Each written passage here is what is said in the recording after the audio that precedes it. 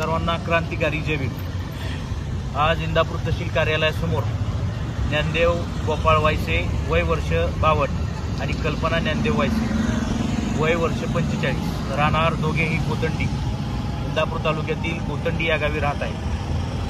आज कोतंडी येथील त्यांच्या स्वतःच्या मालकीची शेतजमीन जे सुमारे 4 वर्ष झालं मनगटशाहीच्या दमदाटीच्या बळावरती हे इवरे विसवनामे कुंडलिक हनुमंत इवरे आणि विठ्ठल हनुमंत इवरे यांनी त्या जमिनीवरती अतिक्रमण केलेलं आहे।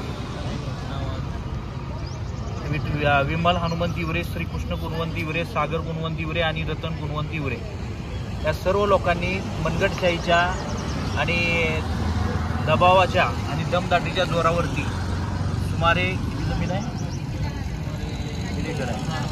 सुमारे 1.5 एकर जमीन यांचा उतारा आहे, यांचा सातबारा आहे आणि 2022 साली इंदापूरचे तहसीलदार यांचा झालेला आदेश सुद्धा आहे। तरीही मनगटाच्या जोरावरती ते जमीन अतिक्रमण करून स्वतः तो खात आहे। या कुटुंबाला सुमारे 4 वर्ष झाली अजूनपर्यंत न्याय मिळालेला नाही। एवढी लाजिरवाणी गोष्ट या इंदापूर तालुक्यामध्ये घडत आहे।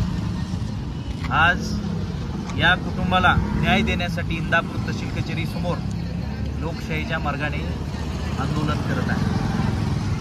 आज लवकरात लवकर मी इंदापूरच्या प्रशासनाला लवकरात लवकर विनंती करतो, हात जोडून विनंती करतो की लवकरात लवकर या कुटुंबाला न्याय देऊन यांना उपोषणापासून परावृत्त करण्यात यावे। अन्यथा भीमशक्ती सामाजिक संघटना आणि सिंहा फाउंडेशन महाराष्ट्र राज्याच्या माध्यमातून इंदापूर शहरामध्ये आणि इंदापूर तालुक्यामध्ये उग्र स्वरूपाचे आंदोलन केले जाईल। याची कृपया नोंद घ्यावी, लवकरात लवकर कारवाई कराल ही अपेक्षा करतो। जय हिंद, जय भारत, जय संविधान।